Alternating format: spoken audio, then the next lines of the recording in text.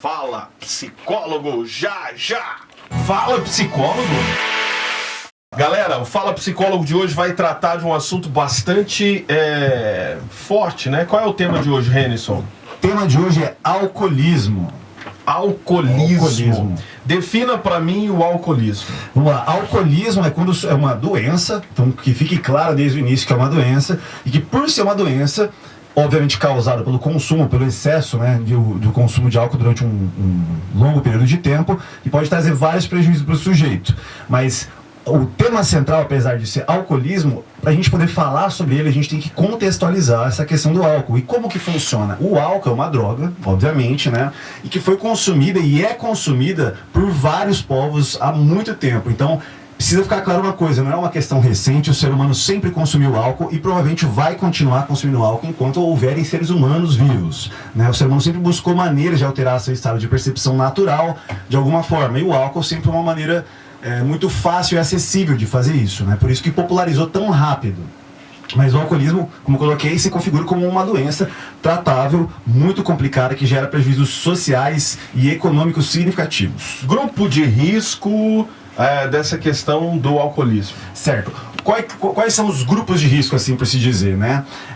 A cada 10 pessoas que fazem consumo de álcool, e isso tem que ficar muito claro para a população. A gente não pode vir aqui fazer um programa e querer demonizar a questão do álcool como se fosse o maior problema da história da humanidade. Não, peraí. Boa parte da população vai fazer consumo de álcool durante um longo tempo de vida e não vai ter problema com relação a isso. Porém, é preciso destacar que a cada 10 pessoas, em média, de 12 a 15% dos usuários, ou seja, a cada 10 pessoas, uma pessoa vai ter problema significativo, problema sério, e vai desenvolver o alcoolismo. O alcoolismo que consiste em uma doença causada pelo uso do álcool. Então, esse é o ponto que a gente tem que se ater.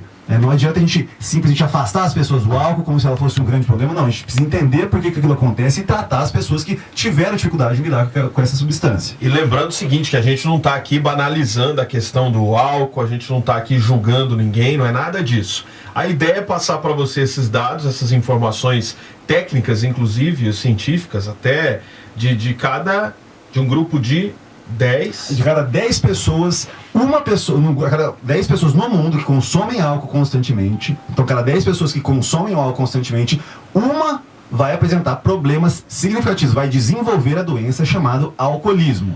Então, isso precisa ficar claro, que existe uma questão, que existem disposições genéticas, inclusive. Algumas pessoas têm uma tolerância maior, às vezes o corpo consegue metabolizar melhor essa substância, a pessoa acaba exagerando no uso e acaba desenvolvendo, consequentemente, o alcoolismo. Muito bem. Falando de questões genéticas, por exemplo, estou aqui transmitindo também pelo Instagram, outro pelo Facebook, todo mundo aqui tem uma câmera na nossa cara, só para você entender, você que está em casa, né? Nós estamos porque esse quadro também vai para o Facebook, vai para a internet depois. Renison, quando você fala de questão genética e de alcoolismo, perfeito, eu quero separar o seguinte. Bom, meu pai era alcoólatra, né? Bebeu, tentou tratamento, não resolveu, enfim, morreu alcoólatra. Sim. Até onde influencia na minha questão genética? Eu quero separar isso assim, o fato da genética. Perfeito. Sabe? Compreendeu bem?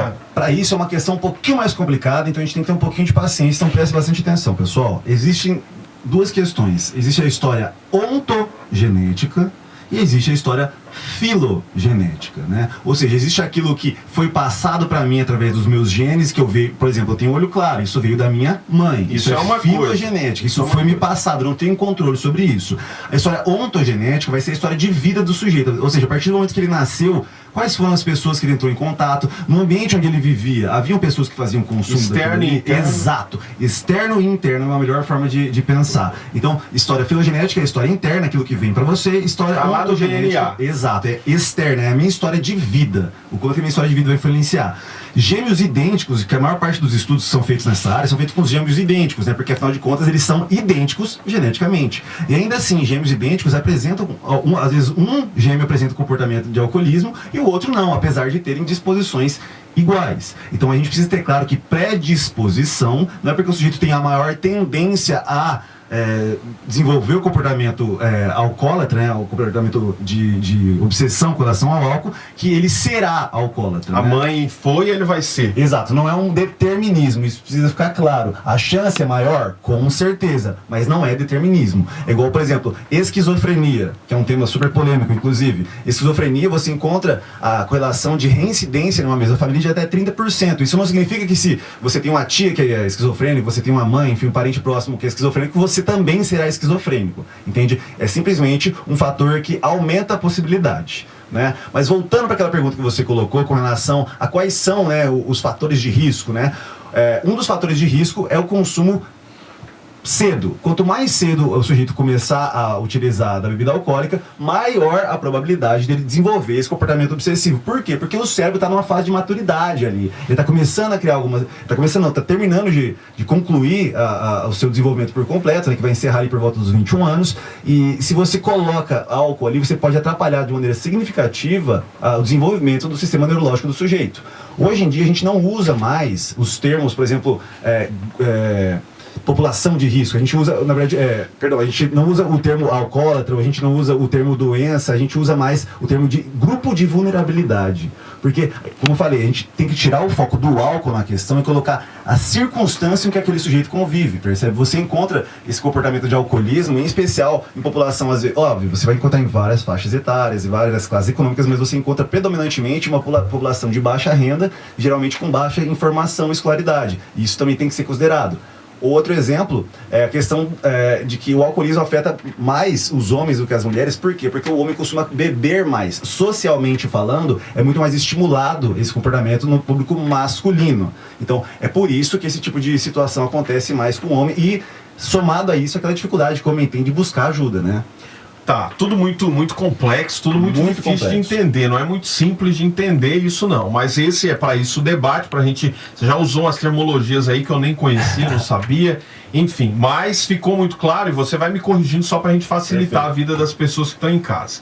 O fato da pessoa ser filho, neto ou bisneto de um alcoólatra, seja ele homem ou mulher, não quer dizer que ele também o será. Ele tem uma chance maior do que a população comum, isso precisa ficar claro. Existe uma chance maior, por se existe uma carga genética, existe uma chance maior dele ter um problema com aquilo ali, mas isso não é um determinismo, esse que é o ponto. Não é o fator principal. Exato, não é ele vai ser alcoólatra e tal. Se o pai era alcoólatra, ele será. Não, ele tem uma chance maior por conta dessa disposição genética e também do convívio que ele deve ter tido no início ali, mas isso não determina. Tá? E se a pessoa é rodeada de gente que fica assim, esse aí vai ser igual o pai dele, esse aí vai ser igual a mãe dele. Isso. A criança nem sabe a diferença de uma tubaína para uma cerveja e já fica ouvindo isso. Isso com certeza. Essa pressão do grupo com que ele convive influencia de maneira direta. Então, se você tem amigos que bebem constantemente, automaticamente isso vai fazer parte do seu enredo, vai fazer parte do seu cotidiano beber naquela mesma intensidade, né? Outra questão que é muito importante também é o que faz, por que você bebe? Essa é uma pergunta que você tem que se fazer, né? Como eu bem coloquei, o ser humano costumou utilizar o álcool durante toda a existência como em momentos de comemoração. Até na Bíblia você tem a situação, né, onde Jesus vai lá e faz o vinho, né, transforma a água em vinho ali. Então você sabe que as pessoas se utilizavam desse tipo de mecanismo, mas principalmente como forma de comemorar. Há também, historicamente, a questão do sujeito utilizar como forma de lidar com a dor, de lidar com o sofrimento. Na Primeira Guerra Mundial, por exemplo, era comum que alguns soldados levassem absinto, tanto para poder jogar no machucado, né, o excesso de álcool ajudava a cicatrizar ali aquela situação, como para poder dar uma chumbada mesmo, para ele aguentar a cirurgia, afinal estava no meio do campo de batalha. Mas o ponto que você... Isso está muito entranhado na cultura das pessoas. Exatamente. Toma uma que você fica corajoso. Exato. Toma uma que você vai ter coragem de fazer. Esse é o foco que a gente tem que ter. Qual que é o motivador que está levando você a usar o álcool? Você está usando álcool para comemorar? Então, tudo bem, legal. Tenha cuidado, obviamente é uma droga, ela pode matar, ela necessariamente pode matar. Não é à toa que ela está muito associada à juventude e não é à toa que é uma das principais causas de acidente de trânsito, que é a causa número 1 de mortes dos nossos jovens, né? E tá na música, né? Você pega 10 músicas, 9 tá falando de álcool. Vambora pro bar, beber, cair, levantar. Até onde influencia o fato da pessoa falar pra criança assim, não, deixa ele experimentar, ele tem que saber como é que é, sabe? Pessoa, eu já me vi nessa situação de fazer cara feia, de emburrar e ficar puto com isso, porque chegava lá, né? Ah, não, ele tem que saber. Como tem que saber? Aí é a minha opinião, né? Sim. Não precisa saber, uai. Como é que ele vai saber? E aí a pessoa dizer, não, é bom, ele tem que saber como é que é e tal. Isso até onde Perfeito. isso influencia na vida da pessoa? Sensacional, né? E aí, a criança deve ou não experimentar um pouquinho? Será que compensa? De modo geral, a gente tem que ter claro que antes de entrar nesse diálogo, a gente tem uma questão jurídica, né? A criança não pode fazer consumo de bebida alcoólica, está na nossa lei. Vender, do ponto de vista fornecer. legal da legislação, Perfeito. ponto, acabou. Exatamente. E do ambiente familiar, daquele cara que força a Aí, barra. entrando, né, naquela questão, né? Famílias terão condutas diferentes baseado na sua cultura, baseado nas suas crenças, né? De modo geral, o que a gente coloca é que toda forma de conscientização sempre vai ser muito bem-vinda. Então, se aquela família tem uma estrutura, ela acredita que o mais adequado é permitir que aquela criança experimente, então que ela instrua, que ela explique as consequências, que ela deixe claro o porquê daquilo ali, que ela deixe clara a limitação, mas obviamente, em certa proporção, a gente sempre coloca que seja alongado o máximo, que essa criança e futuramente adulto venha consumir pela primeira vez o mais tarde possível, porque como eu coloquei, se ela se habituar daquela forma, muito cedo, ela tende a ver o álcool como simplesmente um aliado. E tem que lembrar que é um cérebro de um sujeito durante o processo de desenvolvimento. Então, aquilo ali pode influenciar de maneira muito significativa. Então, eu acho que não vale correr o risco. Tudo bem, se seu filho for ali, pediu, quer experimentar, e você acreditar que a melhor maneira é isso, então, se você for permitir que isso aconteça, que você tenha tempo também para sentar e dialogar com esse sujeito. Se você não tem tempo, então não faça. Você já me passou um olhar aí bem interessante que eu não tinha levado em conta, que é o olhar da explicação, da orientação, do encaminhamento do pai e da mãe na conversa no momento da ação ali. Eu já não tinha olhado por esse aspecto, que pode ser muito construtivo. Sim. De modo geral, o nosso desejo, inclusive, nosso gosto pelo álcool, ele vai sendo construído socialmente. Dificilmente, vocês que estão ouvindo aqui, a gente tanto na rádio quanto aqui na internet, dificilmente a pessoa que tomou a primeira vez na vida cerveja ou vodka ou a bebida que for, ficou feliz e gostou do sabor. Pelo contrário, a nossa tendência natural é repugnar aquele sabor amargo, né? O amargo, ele é visto pelo nosso organismo a princípio como uma coisa venenosa. E de fato, o álcool, ele é interpretado pelo nosso organismo como um veneno, né? Então o nosso fígado precisa trabalhar para metabolizar esse álcool e expulsar, né? Por isso que a gente tem todas essas reações. Então são os efeitos colaterais desse combate ao álcool que geram a embriaguez que a gente conhece, né? Então o álcool é tido pelo nosso corpo como veneno. Por isso que a gente tem que usar com muito cuidado caso for fazer o uso. Aonde o indivíduo percebe em que ponto do seu consumo, do seu dia a dia, ele percebe que ele virou um alcoólatra. Perfeito. Que a pessoa às vezes não aceita. Eu não sou, o que é isso? Quando que você identifica isso? Uma cerveja por dia, 2 por dia, 1 por semana? Perfeito. A gente se atrela muito a essa questão de quantidade. Não é assim que a banda toca. Você precisa de mais critérios. É um assunto muito complexo a questão do alcoolismo, né? A gente tem alguns sinais que já servem de alerta, obviamente, que a gente precisa ficar atento. Um dos primeiros sinais, com certeza, é o tempo de uso. E o tempo de uso não quer dizer, eu bebo desde... Não, é o tempo de uso, o tempo que eu gasto fazendo uso daquela substância, né? Quantas horas por dia você fica tomando cerveja, bebendo, que seja, quantas horas por dia você gasta em se recuperar daquela cachaçada que você fez. Se esse tempo for grande, isso já é um sinal de alerta. Um outro sinal de alerta... Se recuperar como? Se recuperar, por exemplo, ficando de ressaca. Quanto tempo você demora para voltar para o estado que você estava antes de fazer o uso? Então, sair aquela catinga de cerveja. Perfeito. Então o tempo de uso é desde o momento que você começa a consumir até você recuperar por completo. E isso é o tempo de uso. Quantas horas do seu dia são gastos com isso, entende? Então isso já é um sinal. O tempo de uso está muito grande, isso já é um sinal de alerta. Qual o segundo sinal de alerta que você pode pensar? É a questão da tolerância, que todo mundo conhece. A gente sabe que em épocas específicas, em especial no começo do ano, verão, essa questão, todas as pessoas têm o hábito de consumir muita bebida alcoólica, e também nas festividades do final do ano, né? Então, sujeitos que já fazem o consumo constantemente ainda tiram onda, brincam, zoam o pessoal falando assim, você não aguenta beber. Essa pessoa que está brincando, falando que o outro aguenta beber, ela está deixando claro que ela já desenvolveu uma tolerância muito grande ao álcool. Isso já é um sinal de alerta, percebe? Então, tolerância... Toma e não fica bêbado. Exatamente, isso é um sinal de alerta significativo, uma vez que o sujeito está desenvolvendo uma tolerância, percebe? Outro, e aí talvez um dos sinais mais preocupantes, é que a gente chama de... É o termo técnico, né? É a fissura. Fissura. Às vezes as pessoas até falam, não, mas fissura é só para quem é usuário de cocaína. Não é assim que funciona. A fissura é um sinal também. A pessoa, ela acorda, geralmente ela não acorda por causa... de que é o horário dela acordar. Ela acorda porque ela precisa beber. Então, uma necessidade. Percebe? O sujeito em estado de fissura, ele começa a cometer atrocidades. É aquele desejo assim, de eu quero beber, o cara sente o gosto, ele quer naquela hora, é isso mesmo? Perfeito. Ele tem um desejo acima de tudo. Ele, como eu coloquei, não interessa o horário, não interessa a circunstância, nem o valor, nem o que ele precisa fazer. Se ele tiver que caminhar até o lugar para buscar a bebida, se ele tiver que pegar dinheiro emprestado, se ele tiver que roubar por conta dessa situação, ele vai fazer. Ali já começou a ficar grave. Exatamente, começou a ficar tenso. Outra questão é quando o sujeito não consegue parar, mesmo tendo os prejuízos. Ou seja, ele já chegou atrasado no trabalho por causa da cachaçada, ele já tá brigando com os amigos, com a esposa, e ele fala, não, eu vou me controlar mais, eu vou me cuidar, e não consegue. Ainda assim ele continua tendo esse comportamento de exagero, de abuso. Esse é outro sinal. E obviamente, talvez o sinal principal que dá pra gente bater o martelo e falar, o negócio tá feio, é quando o sujeito tá na síndrome de abstinência. Como o próprio termo já diz, a abstinência é quando o sujeito tá sem utilizar. E aí na síndrome de abstinência ele vai ter tremor, vai ter náusea, vai ter vômito, diarreia, vai suar que nem um leitão desesperado, a pessoa vai ficar muito ansiosa, vai ficar extremamente irritada, e a insônia é um sinal bem claro também dessa síndrome de abstinência, né? Em alguns casos as pessoas desenvolvem um quadro que a gente chama de delirium tremens, que inclusive até de maneira meio pejorativa é o nome de uma marca de cerveja belga muito conhecida, né?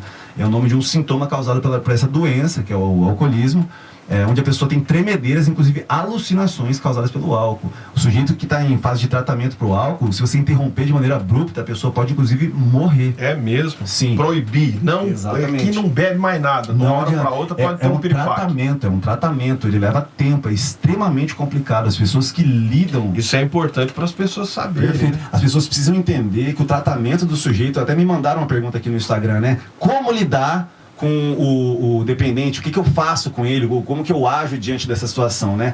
Primeira questão que a gente tem que ter clara é essa: você tem que respeitar o sujeito, ele é um sujeito doente. Se o seu filho, hoje é dia das mães inclusive, né? Se o seu filho tivesse doente pedindo sua ajuda, você agredir ele? Você brigar com ele? Dar bronca nele? Então por que a gente faz isso com o sujeito que está deixando claro que está doente, o alcoólatra, aquela pessoa em situação de vulnerabilidade? Às vezes até humilha a pessoa, exato, né? A gente briga, as pessoas querem agredir o sujeito, sabe? É um sujeito doente, que está pedindo ajuda, ele só não sabe como fazer aquilo ali. Então a primeira questão que a gente tem que ter respeito, porque é uma pessoa doente, tá? Fique claro. O segundo aspecto é não proteger, em especial esse recado que eu estou colocando, é para as mães mesmo.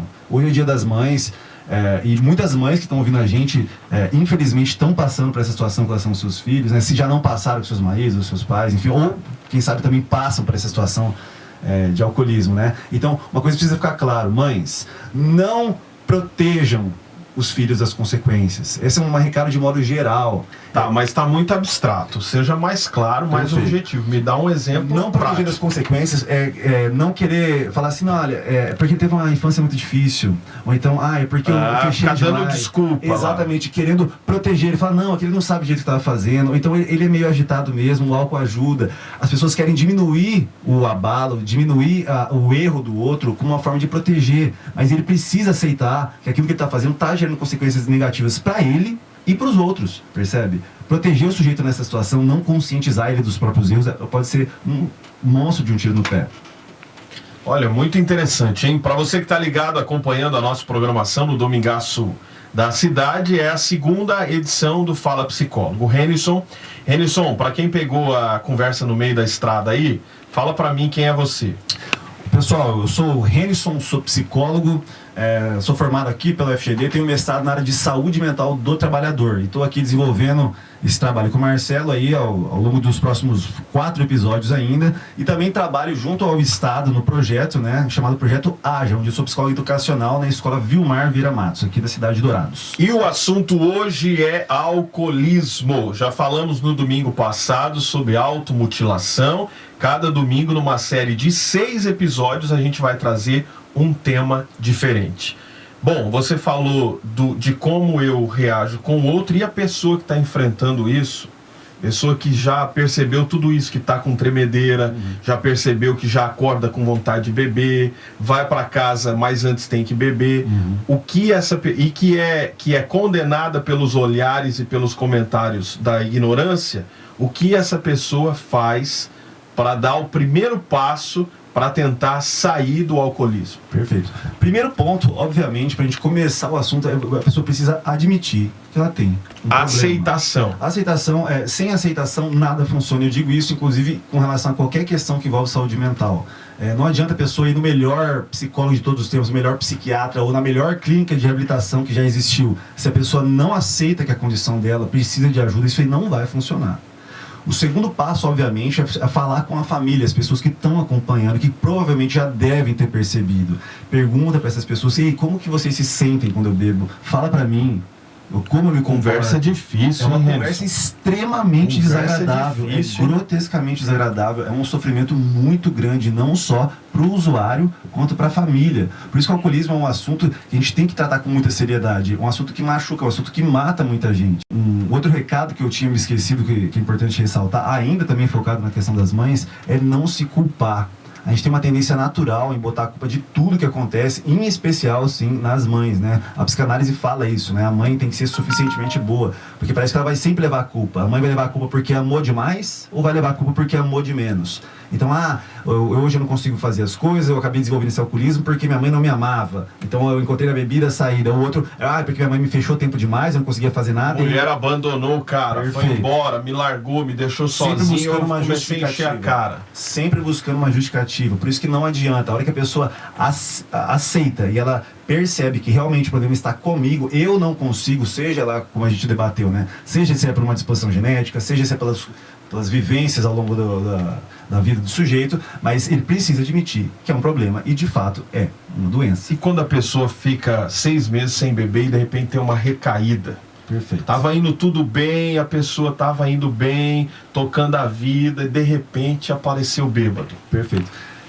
As pessoas que vão lidar, assim, as pessoas que já lidam com esse problema do alcoolismo, elas sabem que recaídas fazem parte do tratamento do alcoólatra. Se você acha que existe eu particularmente desconfio de qualquer historinha do tipo, ele era um alcoólatra, tinha problemas durante décadas e um dia ele virou e falou assim, não bebo mais, e curou. Geralmente, isso é seguido por um histórico muito grande de recaídas, porque é uma questão muito complicada, envolve não só uma questão emocional, como eu disse, a questão orgânica, né? Então precisa de todo acompanhamento e as recaídas acontecem. O ponto que precisa ficar claro, e esse é um ponto que precisa realmente ficar claro, as pessoas que desenvolveram alcoolismo, elas não têm a menor condição de voltar um dia a beber socialmente. Muita gente cai nessa ilusão do tipo assim, não, eu vou ser o caso único. Isso é uma regra? Eu vou ser aquele que vai conseguir. E não consegue? Não consegue. Isso é via de regra. Todos os estudos, de 0 a 10, todos os 10 que desenvolveram alcoolismo, eles nunca mais vão conseguir beber socialmente. Não existe essa possibilidade. Você não tem estudos que mostrem isso daí. E o que acontece, na verdade, é uma conduta que às vezes o usuário tem, que passa basicamente por algumas escalas. Uma delas é a questão da onipotência. A pessoa sempre acha que não, isso aí não vai acontecer comigo. Isso é o básico, né? Isso é o básico. Ela acha que não vai acontecer com ela, ela acredita que todas essas questões são desproporcionais, que as pessoas não entendem o que está acontecendo. Outra escala é a negação, a pessoa não acha que aquilo ali seja um problema. E por fim, a projeção, ela coloca no outro a culpa sobre aquilo ali. Então, eu estou bebendo hoje porque o meu trabalho é muito difícil. Então é sempre os mesmos mecanismos que esse sujeito desenvolve. Então, como é uma doença crônica, uma doença séria, o sujeito que detecta que ele é alcoólatra, ele precisa de tratamento e ele precisa sim se restringir. Pra gente encerrar aqui o nosso quadro Fala Psicólogo de hoje com o nosso tema alcoolismo, Renison, é que você estava falando, eu vou imaginando essa cena. E a pessoa que está tentando parar de beber, está fazendo um enfrentamento emocional com ela própria ali gigantesco e está naquele ambiente, por exemplo, do almoço de domingo, que está rodeado de gente que está bebendo, aí a pessoa senta ali e fala, não, eu vou tomar um refrigerante, mas do lado o colega está bebendo. Sim. Como é que, se eu quero ajudar, como eu devo agir diante de uma situação dessa? Perfeito. Se eu sei que tem um ser ali que está na luta... É uma questão assim... Como envolve toda uma família, envolve todo um grupo, o grupo tende a se organizar em prol daquele sujeito. Só que eu, sinceramente, não acho que a melhor opção é fazer com que todos, 100%, deixem de viver a vida ou deixem de fazer aquilo que acham importante. Se aquele sujeito que tem problema com o alcoolismo, que precisa beber constantemente, ele está lá, está presente, e você puder evitar, evite. Por que não, sabe? É questão de algumas horas. A questão de alguns momentos um almoço a menos sem a bebida alcoólica não vai acabar com a festa, entende? Então por que não? Mas querer colocar como via de regra que todas as pessoas que convivem com o alcoólatra não podem mais fazer consumo, não podem nem aproximarem do lugar, eu acho que é fragilizar demais esse sujeito, é tratar ele como quase que um sujeito incapacitado, né? Então vamos respeitar o momento. Se é no começo de um tratamento, vamos afastar, vamos distanciar, deixa pra lá aquela cervejinha no domingo quando essa pessoa estiver presente. Se a pessoa já está há um tempo ali na batalha, já conseguiu se estruturar, então por que não aproximar de novo do convívio cotidiano, mas sempre com muita cautela, porque você tem que lembrar que é um sujeito doente. Entendendo que se teve uma recaída, faz parte, pode acontecer, normalmente vai acontecer, isso não é o fim do mundo. Exatamente, não é o fim do mundo e provavelmente, como eu falei, as recaídas vão acontecer. Então valorize todos os avanços, né? A pessoa recaiu, tudo bem, não tem problema, mas valorize os avanços. Afirma para ela, olha o quanto você evoluiu, como você está resistindo, sempre, porque é um trabalho muito árduo. E acima de tudo, tenha calma. Renilson, próximo tema do próximo episódio, do próximo programa. Ciúmes. O próximo tema vai ser ciúmes. Então, se você, senhor, senhora, garota ou garota, tiver com problemas de ciúme, fique esperto que semana que vem o negócio vai pegar. Aquele ciúme, hein? Aquele ciúme. Você é ciumento? Você é ciumenta? Então fica ligada, fica acompanhando aqui na internet, também na FM Cidade 101, no Domingaço da Cidade. O próximo Fala Psicólogo. Renilson, muito obrigado, valeu e até o próximo programa. Muito obrigado. Tchau, tchau, pessoal. Fala Psicólogo.